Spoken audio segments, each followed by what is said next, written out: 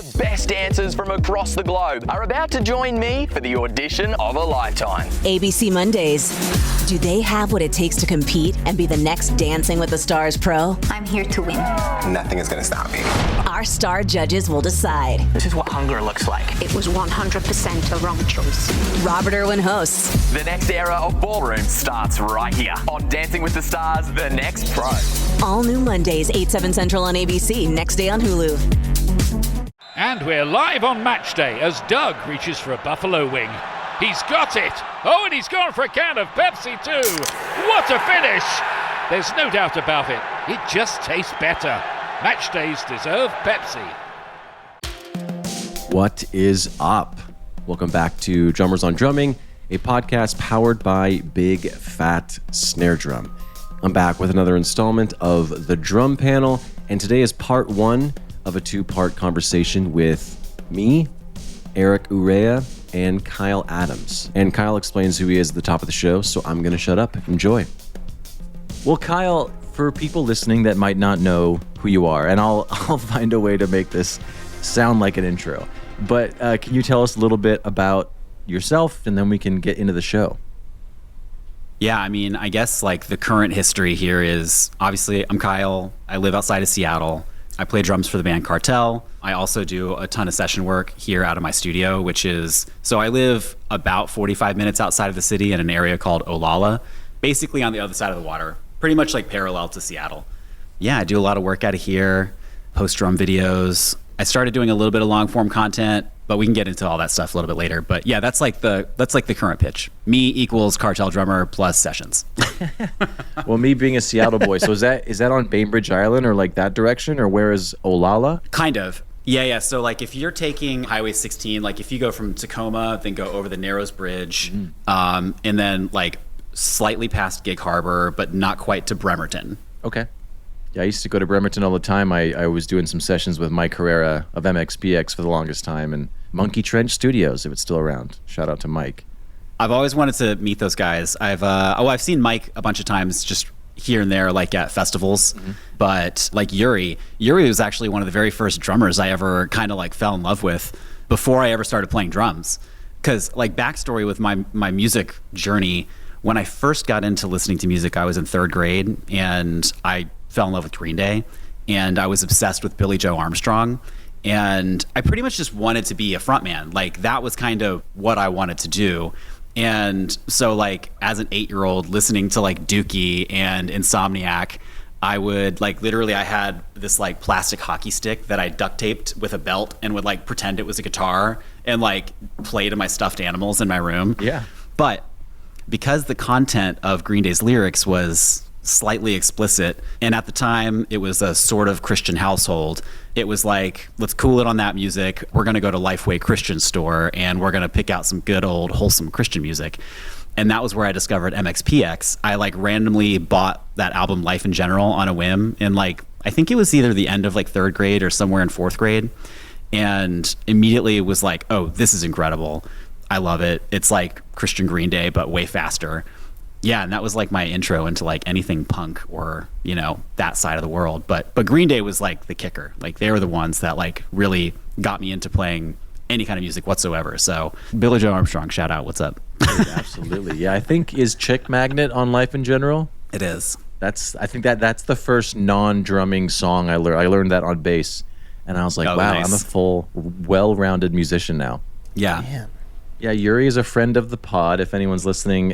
His Big Fat 5 is, I think it's like 5 years old now, but I love Yuri.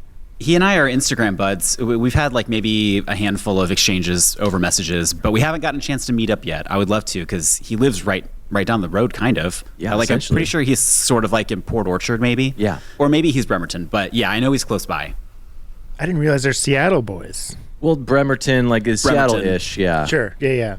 Just thought, you know, skate punk, Long Beach, California, probably, but for sure. No, it's funny. There's actually some other pretty incredible musicians out this way too, like William Goldsmith.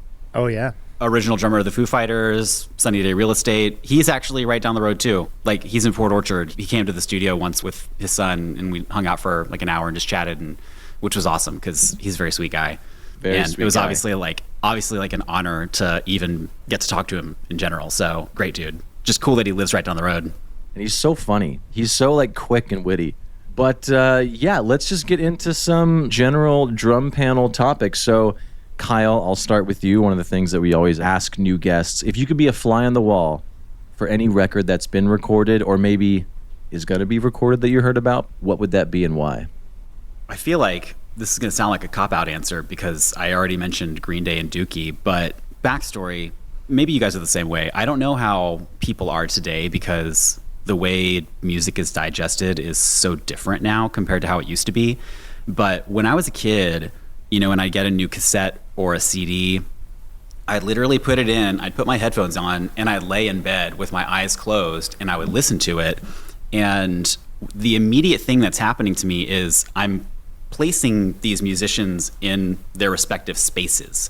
And so one of the reasons why I gravitate towards big room sounds for my drums is because of that. Because early on, before I even knew what that was, before I knew what mixing was, before I knew what production was, before I knew what miking an instrument even was, which, you know, scientifically speaking, I still don't understand how it works. But but it was one of those things where like I caught on to that so early, and I can remember distinctly listening to Green Day, listening to Silverchair, Bush, like these early 90s gods, basically, and picturing what the studio was like before I even knew what a studio was. I had the concept of a person playing guitar, a person playing drums, but I didn't know that these places existed where they recorded it. You know what I mean? Like it was this mystical thing that just is. And so I had these ideas of what these things looked like in my mind.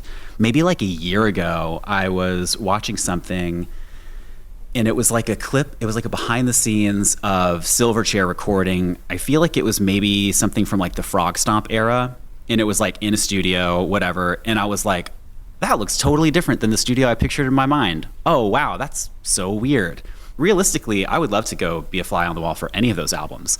Anything that got my brain firing as a kid. But I would say probably like Green Day Dookie was the first one that like really just like set me off. I love it. Yeah, no, Green Day was huge for me as well. And yeah, Dookie starts off with Burnout, which has a drum solo in it, essentially. So how can you not fucking love that? Yeah. Yeah, I still play it wrong. It feels like counterintuitive to play it. There's something about the sticking of it that feels like wrong to my arms. Really? Yeah, that like, I don't know, that muscle memory for him is like not what my muscles would do. You know what I mean? Because I've seen clips of him doing it from back then, and I've seen clips of now and stuff like that. And I think it seems like he's slightly modified it, maybe a little bit, but hey, don't we all? I'm not eagle-eyeing it. Yeah, exactly.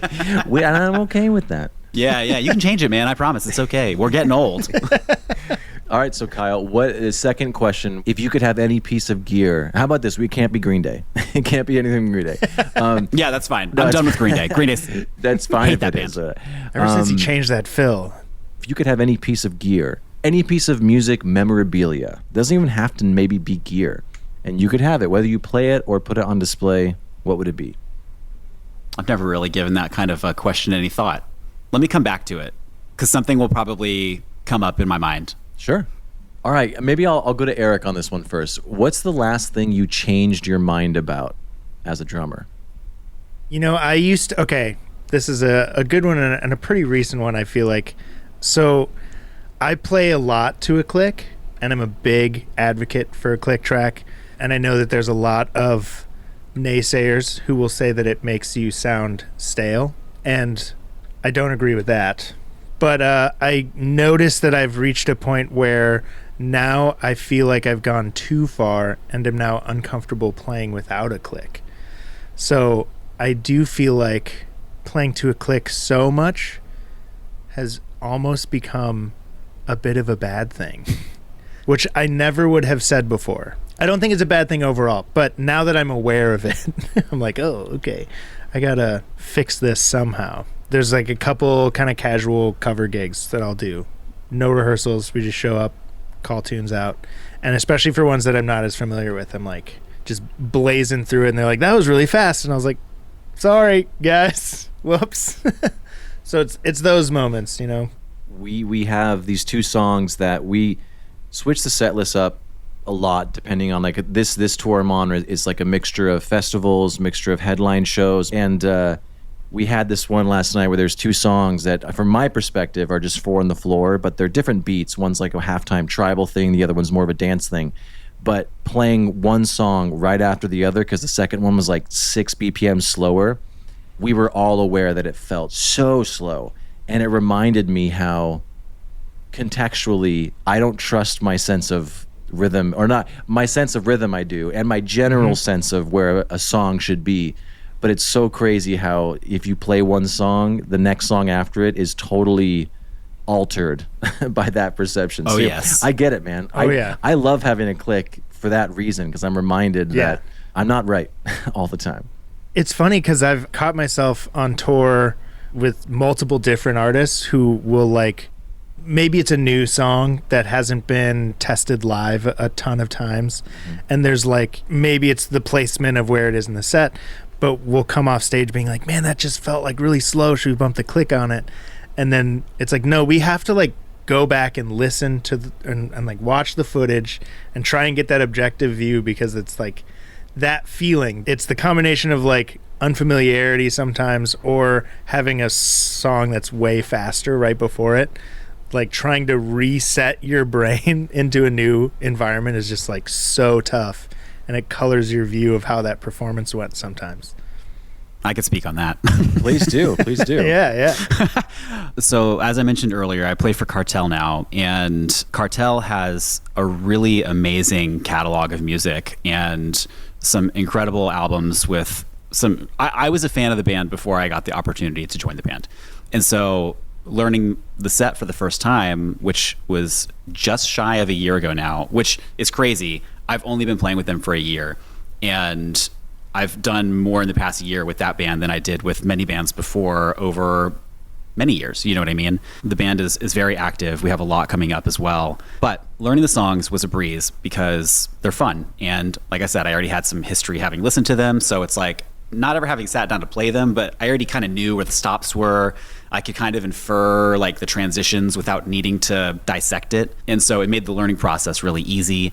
That said, just recently we did Welcome to Rockville down in Florida. And right after that, just like a month later, we did Slam Dunk out in the UK.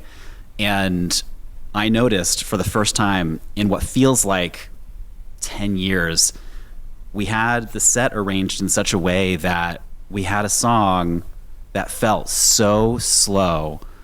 And we played a tracks, like there's always a click going. So I know I'm not wrong, but psychologically, I'm like, did we change the click on this? Is the Ableton session slowing down? Like, what's going on? This song sounds crazy slow. And then I'll watch video back of it, and I'm like, that song sounds like I played it too fast. How does that happen? That doesn't make any sense.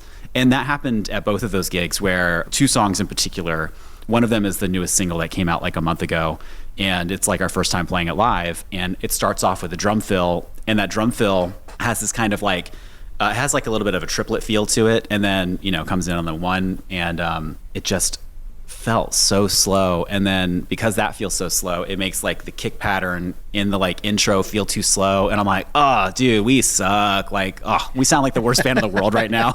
I can't lock in. How can anyone else lock in? But it's like, it sounded fine. It's like just me. I mean, the amount of times I've convinced myself without a shadow of a doubt that the computer is failing because the click feels weird has been, I can't even count that high. Not that I can count very high, but... I wonder if the audience feels that, you know? Right. I know, like, we come off stage being like, man, that felt so weird, but I don't think the audience ever realizes it. Your heart rate really determines how you perceive time. Like if I mean, there's how many times I've been in a session and then I go home, and then the next morning, the first thing I do when I wake up is I like listen to the bounce that someone gave me, and I'm like, holy shit, that is so fast. Because when your heart rate is low, you perceive time as faster. And then when your heart rate's racing and you're like just had the Red Bull and you're on stage, everything feels so slow. If anyone's ever bored and wants to do experiments, listen to a tempo multiple times throughout the day, like right before you eat, right after you eat, and kind of like gauge your tendencies on how you perceive time. But also going to click, it's funny because I think I talked about this on a previous episode, and if it's a repeat story, I forget what I edit out and what I don't edit out.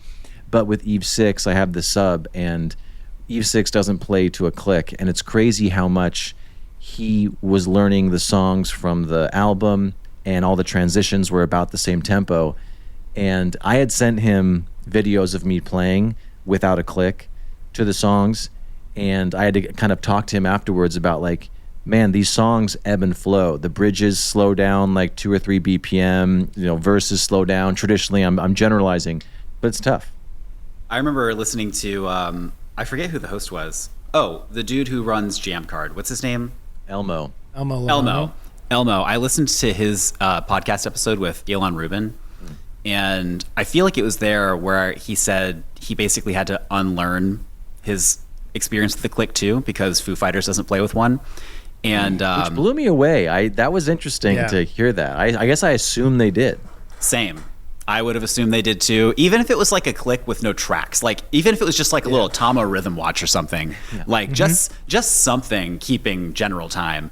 But he basically was saying like, no, like Dave Grohl, he dictates the speed of the song more or less, because a lot of Foo Fighters songs start with him. But he also just like commands the stage in such a way that like whether it's like an obvious start to the song or not, Dave Grohl is setting the tone already. But yeah, that's an interesting one, playing without a click. I do it sometimes, but more often than not, when I'm sitting down to play drums, I'll set like a BPM of some sort. It'll be random. I posted a video the other day and I just like randomly just typed in like 233. That's kind of how my practice sessions go. It's like just a random time. I know certain ones that like will lend themselves to a certain style of playing for me, but sometimes I'll try and like throw an odd one in there. Like if I do it really high, like 233, I'm hearing different subdivisions and it'll influence my playing and stuff like that. So, but yeah, sometimes I just sit down and play without one, and it feels liberating and also lousy. It confirms your worst fears about yourself. Yeah. LP has this new song. It'll be out by the time that this episode airs, but it's called Love Is All I Have. And it's kind of this Portishead slinky drum kind of thing. And there's this fill that goes into the first chorus after a big pause. And it's da-da-da-da, da-da-da-da, boom. And so it's swung. And if I play it directly with the click, it sounds like da-da-da-da-da-da-da, whatever. But I have to deviate from the click. I have to be lazy, and I have to, the one has to land off the click, or it sounds like shit. Because that's how the guy played it on the record, It's interesting. I play to a click, but I avoid it sometimes, Yeah. How long have you been playing with them? This is my first tour. I've been with, my main gig the last few years has been Cannons. Yeah, this is the first tour with LP. Started with them in Mexico in May, but we're out essentially until the end of November. So we're just starting. But the camp's awesome. The shows have been great. LP is one of the craziest singers I've ever heard, and so it's really inspiring to be here. But have you changed your mind about anything recently, Kyle? It's hard to say. I don't want to sound like I'm middle of the road on my opinion about a lot of stuff, because I definitely do have an opinion on certain things, like that are maybe a little oppositional to Eric, because I watch all your hot takes. Sometimes I think I reply, but maybe I don't. But I know I reply in my head. Sometimes you reply. You get in there. I used to really think that like big cymbals were law, and I do still play big cymbals. That has not really changed, but I am not afraid of a smaller cymbal now. I say smaller cymbals, like I still play 15-inch hi-hats. 15 inches is still bigger than most people. They're all still playing 14s, losers. But 15 is still big, but that's small for me because I played 16s for many years. I still love a 16 because they're like sloshy, real chunky. So when I signed with Zildjian end of last year, I did my big order and I was like, all right, I want to get like the main stuff that I know I'm comfortable with out on the road.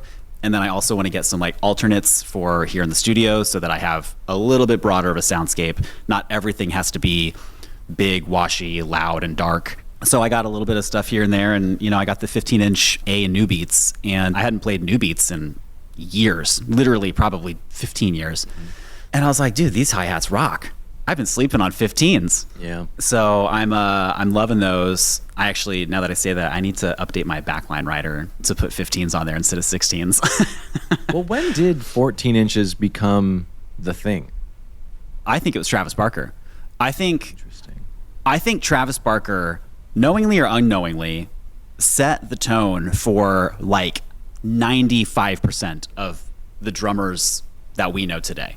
Because how old are you? Are you a millennial? I'm 39, so I'm like aggressively a Same. millennial. Yeah. So I'll turn 40 in November. You know, like I grew up listening to Travis Barker, just like maybe you guys did, but like many others did. 14-inch A custom master sounds. That was the Travis Barker hi-hat, right? Mm-hmm. And then the 21-inch A suite ride, and then I feel like he was doing like maybe 18 and a 19 A custom crashes. I can't remember. I don't remember his crashes. He went to like the Z customs for a while, and yeah, but just bright cymbals. Yeah, exactly. And so I feel like because so many people in our generation were influenced by Travis Barker, his taste dictated a lot of our taste early on. That was what made me try Zildjian in the first place. That was what made me want a custom drum set. I'm not saying I'm like everybody, but I'm saying that I think a lot of us probably fell into similar traps, and it dictated our paths. And so I think there's been a lot of like unlearning of other people's things in order to find my own.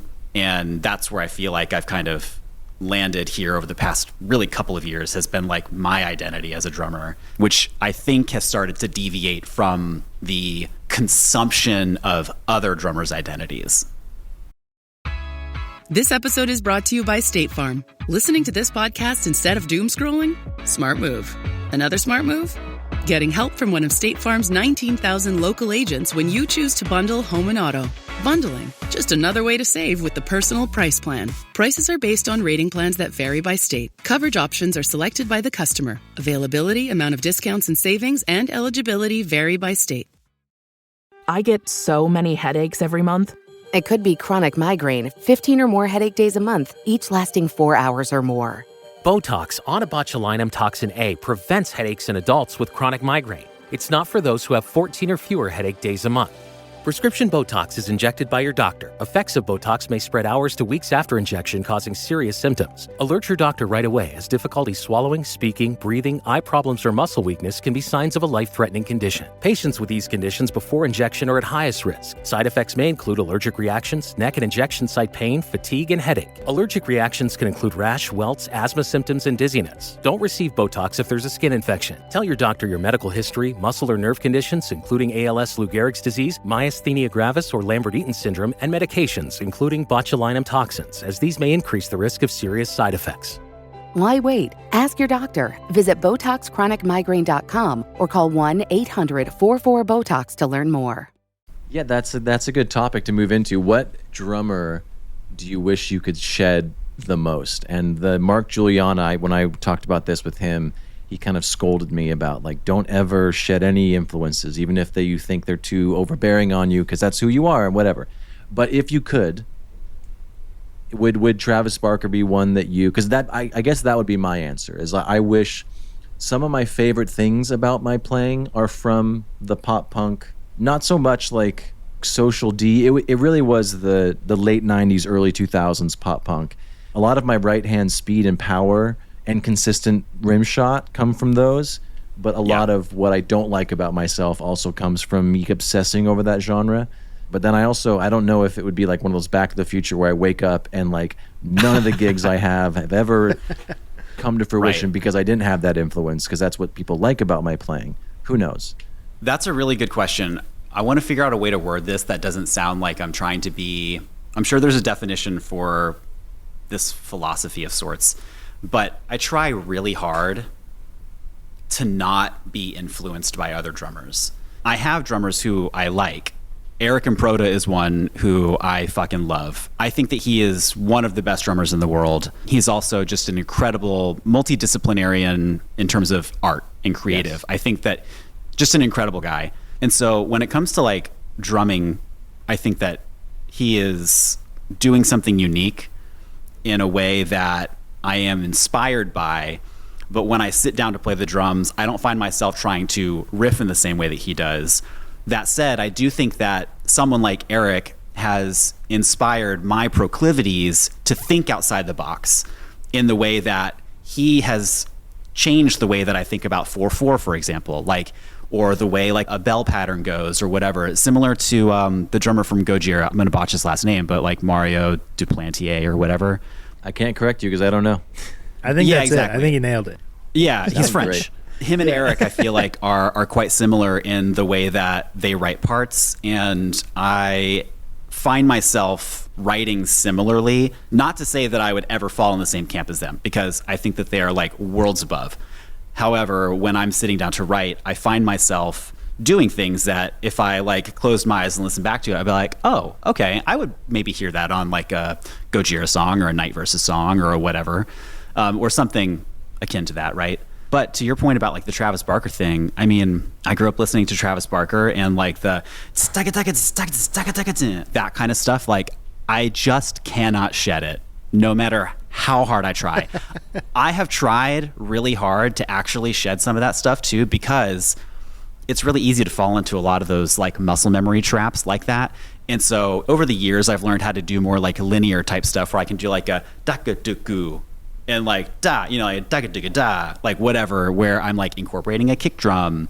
And so I've started to get better at like, you know, when it comes to the improv side, being like, okay, if I'm going to do like if my natural instinct is to go then I want to go da-ga-da-ga-da, you know, I want to incorporate those things into it. So maybe later on I might be like da-ga-da-ga-da-ga-da, you know what I mean? Like, so I can start to branch outside of what would naturally be a Travis Barker-y sounding fill, and now maybe it sounds more like a fucking Instagram drummer fill. I don't know. You know what I mean? Like, I don't. It's so hard because those influences are so important, and like, you know, I never want to be like, I don't reference my old self at all. My old self is very important to my current self, so I respect it for what it is. But I don't know that I would shed any of it necessarily, but I would modify it. That's beautiful. I mean, I also watching and you know your drum videos. There's not like a specific drummer that like comes to mind. So I think you have a pretty unique voice. So I think you're doing good. Thank you very much. You're doing good, man. That's very nice to hear. I appreciate that. Well, what about you, Eric? Growing up, I was a huge Dream Theater fan. So Mike Portnoy was my North Star for a long time. Mm-hmm. And I was a big time Mike Portnoy clone for years. And I actually, ironically, I feel like I've shed most of that stuff. Like, I don't even go near double bass pedals anymore. So there's none of the classic like right, left, kick thing going on in my vocabulary pretty much ever. Yeah, all that stuff's gone. It's great. Aww. It's so good, but I very intentionally have not done any of that for years, which does not mean that I do not appreciate Mike Portnoy anymore. Guy's a legend. So good. I think I did that fill last night, literally. Yeah. I literally put that fill into a new Cartel song, so don't worry, it's still making the rounds, Eric. We'll take care of it. It's funny though, because like I have noticed maybe another thing I've changed my mind on. But I have noticed that like with some distance from it, I'm now starting to like reappreciate it again. My kind of aversion to it was like, oh, everyone does it. It's simple, quote unquote. But I think now I've come back around where like that simplicity is effective. You know, there's a reason why so many people do that fill. It's because it works and it's powerful in all the right ways. It's square in all the right ways. So I guess that's my pseudo answer. I shed him and now unshed him. What you're saying actually is something I've thought about before in a previous band that I had, where the singer loved Blink-182, and I used to love Blink-182 as well. But I had an aversion to wanting to play in a band that sounded like that, or that felt like it sounded like it was trying to have any kind of influence in that department. It's not because I can't play it. It's not because I don't necessarily want to play it. It's like, but I know that pigeonholes this song immediately. Same thing for like a daga, depending on the speed of it or depending on the dynamics of it, it's going to immediately fall into a certain bucket. Same thing if you do like a jacka, whatever, you know what I mean? Like simple, but tonally they changed the composition in a way. Yeah, I understand what you're saying completely.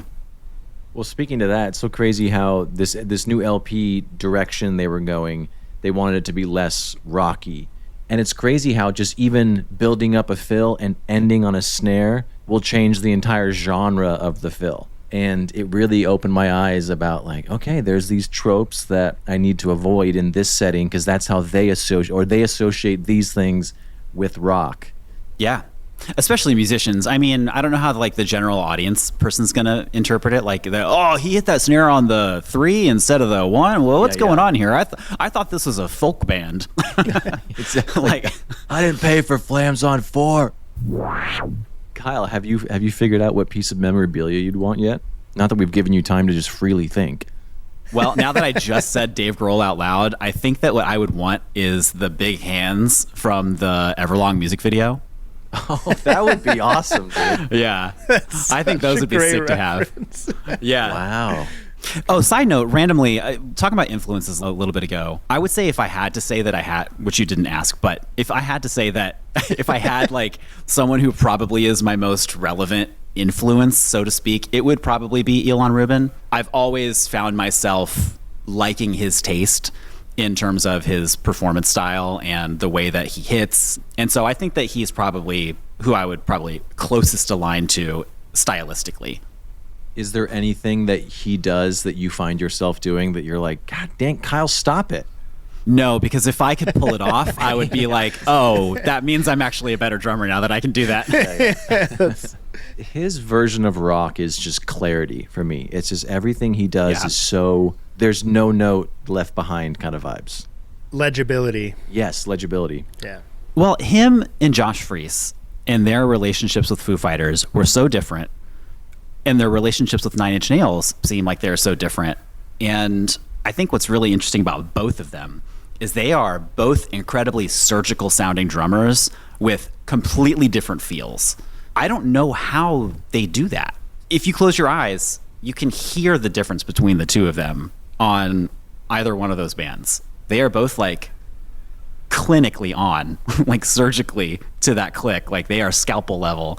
And obviously Foo Fighters doesn't play to click, whatever, you know what I mean? Yeah. But like Nine Inch Nails is the greatest example. I mean, they're just so locked in, but they sound totally different. Well, it's funny because I distinctly remember seeing Foo Fighters with Josh Freese, and I had seen them with Taylor Hawkins a few times, and I was like, I wasn't expecting it to sound as different as it was.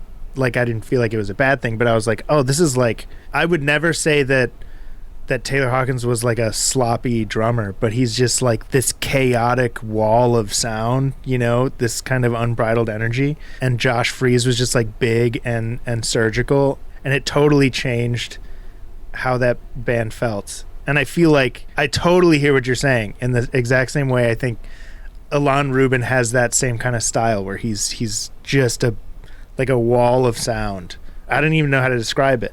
I think that most people would call that feel. I think that Taylor Hawkins' feel, Elon Rubin's feel are just different than Josh Freese's. But still, you can have feel on a click, which is just wild. Right. Yeah, I mean, the thing with Elon, and I haven't really thought about this before you brought this up, but I guess the main difference for him, between him and Josh, I would say is his fills. He does like more dynamics within the fills. They're very much like a moving thing. Josh is just, you know, like, and again, I'm not saying he's just doing this because Josh is an amazing drummer. We can all say that, but he's more just like power. And yeah, Elon has this dynamic behind his stuff. It's just a little more up and down roller coaster feel about it. Yeah, 100%. Okay, how about this? How much of your identity is tied to being good at drums? All of it. Being good at drums, not really that much, because I feel like I shell up if anyone asks me to sit down and play drums for them. But I have no problem getting on stage in front of thousands of people and being like, look at this cool thing I can do with my favorite toy. But if I'm in a room with 3 people and like, oh, dude, can you play that thing? I'm like, no. I'll sit down and play like the derpiest beat you've ever heard. But maybe it's a little bit of imposter syndrome. Like, I know that I don't suck at drums, but I know that I know who I am behind the drums, and I'm comfortable with what that is, you know? Do you feel that when you walk into a room, even if no one ever knows that about you in the room, you walk in with that, and that like influences your identity with how you carry yourself? So is that tied to the identity? You know what I mean? I know what you're saying. My identity is wrapped up in being a drummer. That I will say is true. Whether it has anything to do with my talent as a drummer, I would say that is probably less so the case. I don't think to myself, like if I walk into a Guitar Center, I don't sit there and think to myself like, I'm better than every drummer in here. because I don't care. You probably are, though. Maybe that's the case, but I also don't care. You know what I mean? Like, I don't care if somebody's better at drums than me, and I don't care if I'm worse at drums than somebody. Like, either way, like half glass full or empty, like, I just don't care. We're all different players at different points in our journey. And like, I was thinking about this the other day, or actually I was talking to my wife about this, unrelated to drumming, but kind of related to like the long-term goal of what I'm doing, is I'm currently trying to get in better shape. And I have been really focused on my eating. I've been focused on my macros. I've been going to the gym basically like 5 days a week. I've been lifting really heavy. I've been monitoring all of this stuff very closely. And part of that goal is because I want to have longevity behind the drums. I want to be able to get behind the drums, play as hard as I can, and know that when I'm going off stage, I'm not going to have neck problems. I'm not going to have back problems. I'm going to feel strong in my body. And those are really important things to me. I also have kids, so I want to live a long life for them as well. And I think that a long life means, you know, taking care of yourself and having a strong body. All that to say, I was sitting there talking to her and I was like, everyone is at a different point in their life, either physically, emotionally, financially, spiritually, creatively, whatever it is. And I was like, but you never know which end of that they're at. Meaning, I am currently on the, let's call it I'm slimming down. I've lost a handful of pounds, but my body composition is changing. Somebody may look at me from afar and be like, oh, he looks like he just started working out. Or someone might be like, oh, that guy looks like he used to work out and has like gained some weight. But you're like on this, you're somewhere in there. And that's the kind of thing I think about sometimes when I see people from afar, or I think if someone's thinking about me from afar, is like, they may know that I'm somewhere along that journey. They may not know that I actually, in this moment, I feel like I was a better drummer like a year ago than I am right now. And I think somebody might be like, oh, well, you might be at the top of your game, you know, like because of whatever I've posted on Instagram. It's like, actually, that feels regressive to me in a way, some of the stuff I've been posting. So that's why I don't walk into a room assuming that I'm better than anyone, because I know where I'm at. And I think that that's grounding. Was that to make the point, or do you honestly think you're a worse drummer today than you were last year? Well, I think that playing live and playing the same songs a lot makes it so that you're really good at those, which is good. Like, I want to be able to get on stage and play those Cartel songs with my eyes closed and not have to think about it. And at this point now, I don't. Like, I've played these songs hundreds of times. I don't have to worry about them anymore. But because, you know, we'll go on, you know, I'm getting ready to go on tour here in November. And, you know, we're going to go out for 3 or 4 weeks. I'm going to play the same songs every night. I'm not really going to practice. And so I know that when I get home, I'm going to have to like learn how to write again. And I feel like because this past year has been heavier in terms of my playing out schedule than it's been in recent years, I've been more focused on making sure that the stuff that when I sit down to play lends itself to performing that my best. And so I don't sit down and write as much as I used to. Or if I do, it's because I have fallen into a little bit of like a social media trap where I feel the inclination to want to post something. And I'll be like, all right, I've only got like 30 minutes to play drums. What is the most creative thing I can come up with in 30 minutes, play it solid, and then post it to Instagram? So I think that I feel like I've regressed in terms of my ability to write creative parts, only because I've been so focused on making sure that my performance is as best as it can be in the live setting right now. What is your relationship with social media? I mean, your videos are incredible, not only visually, but they sound amazing. What is your end goal for that? And you were talking about doing more long form stuff as well. Well, I'll give you a little backstory real quick. So 5-6 years ago, I tried to go down the cover drummer route because I saw that as a clear path to success. And what I mean by success was landing a gig.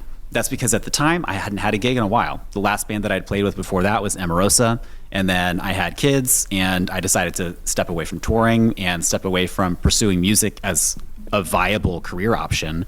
And I was very depressed about that. It was one of those things that took a huge toll on me. And so I was like, all right, well, we just bought the house that we moved into at that time.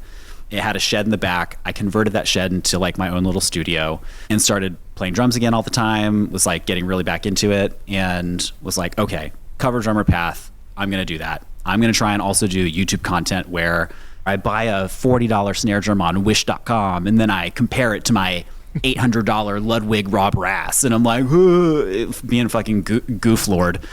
And I realized how dirty it felt to me because it didn't feel authentic to what I actually felt inside, which was I want to play drums and I want to be, well, I hate saying this out loud because in a way this sounds like, well, I don't know what it sounds like. I'll say it out loud.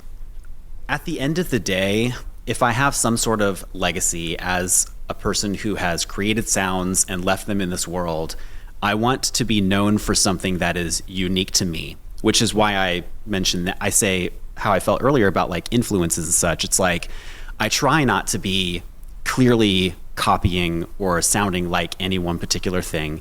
And then you saying like, well, you have a pretty unique sounding voice to the way that you play. That's like the highest form of compliment that I could actually ever want to receive, because that means that the things that I've been doing, whether consciously or not, are working. That's the progress that I hope to achieve, you know? So like the end goal for a long time was like, well, I just want to get a gig. What does that gig mean? Well, it means that I'm able to support my family. It means that I'm able to do the thing that I love and get paid for it, right? Mm-hmm. That can take many different shapes. That means that I could get a shit ton of session work and I could be making, $300-400 a song, do that, 5-10 times a week. Boom, I'm making a ton of money. Or I could get a gig where it's a bigger gig that is on retainer, where I'm getting, let's say round numbers, $8,000 a month or something. I mean, that's like some random number, but you know what I mean? It's like, okay, $8,000 a month times 12 months. That's enough for most people, I would say. And so, the goal is like, I want to land a gig that could like get me a retainer. I can tour regularly, whatever, and get paid to do it. And that was a goal also. Now I feel like my goal with Instagram, since playing with Cartel now, has actually changed because I have the gig. I'm not on retainer, and the money part is not important to me right now because I do still have a full-time stable job. All of my daily necessities, my family's daily necessities, those things are taken care of because of the other stuff that I do outside of music. And then I also have this beautiful studio on our beautiful property. And I've gotten really lucky. Well, I say lucky. I've worked really hard over many years to be able to get to this state of life where playing music is the fun thing I get to do, right? Now, that said, I would love to be able to just quit my job, play music full time in some capacity. Like, let's say it's doing 10 sessions a week and then I tour for 3 months a year. Some combination ratio of all of that. Like, that would be amazing. And I would probably say that that's probably still like kind of the goal. But in terms of your original question, like where does social media play into that? Social media has really just been kind of like a lead generator. I'm able to have my bursts of creativity, or maybe I'm filming a session that I did for a band or whatever. And then most of the time I don't really think about it when I'm filming it. If it's for a session for a band, I'm just like filming the session and then I will go and edit the song, do whatever I had to do. And then I'll turn my camera off, because what ends up happening a lot of times is I'll stop playing and I'll forget my camera's running, because that ends up being like how little importance I have placed on it. Is like, I'm like, oh, I forgot I was filming. And then I have 45 minutes on my camera of me sitting at my computer, like doing nothing, listening to the song, editing. It's like, yeah, exactly. Just farting. Yeah, literally. Humming to yourself.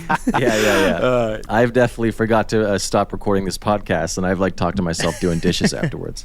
Yeah, exactly. So, that'll end up happening or whatever. And then I'll be like, oh, that's right, I was filming. And then I'll put the memory card in, I'll find a clip, I'll be like, oh, that's cool. And then I'll post it. Then the editing side of it or the video editing portion of it has always been kind of like, not like a necessary evil. I mean, I guess it is, because it's like you do want to edit the video and make it look nice, and you want it to sound nice, because, everyone's expectations of like audio and video have accelerated with the modern production things, with the quality of cameras, even just like on an iPhone, the quality of that is so high That said, I'm using my regular camera that I film my drum videos with right now for my webcam or whatever. Yeah, it looks amazing. Oh, thanks. This is my first time doing this, so I didn't know if it would work or not. Oh, it's working. But yeah, then there's the other side of it where it's like, okay, I want to post something cool. And ultimately what it ends up being about is like, I just want to put something creative out into the world.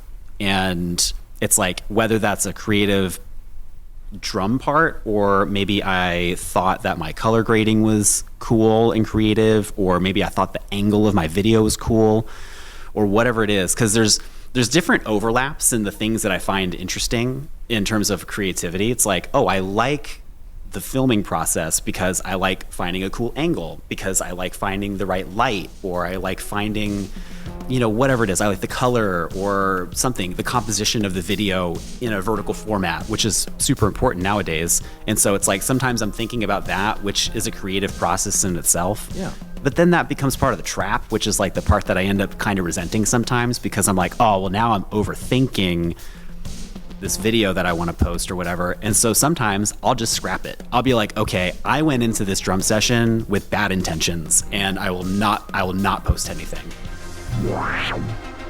And that concludes part 1. See you next week. If you're listening on a platform that allows ratings and reviews, do that. It helps more people find the show, so it'll get bigger and better, and hopefully I'll have a chance to sell out one day. But you'll be an OG listener that can brag to all your friends. Anyways, why don't you go and check us out at bigfatsnaredrum.com and follow us on all the socials. Just search for Big Fat Snare Drum and you will find us. The show is edited in part using Isotope RX Audio Editor. It's amazing, so go check that out at isotope.com. And thanks again to Gunnar Olsen for the theme music. Bye! Hey, it's Ryan Reynolds here from Mint Mobile. Now, I was looking for fun ways to tell you that Mint's offer of unlimited premium wireless for $15 a month is back. So I thought it would be fun if we made $15 bills. But it turns out that's very illegal. So there goes my big idea for the commercial. Give it a try at mintmobile.com/switch. Upfront payment of $45 for 3 months, $90 for 6 months, or $180 for 12-month plan required. $15 per month equivalent. Taxes and fees extra. Initial plan term only. Greater than 50 gigabytes may slow when network is busy. See terms.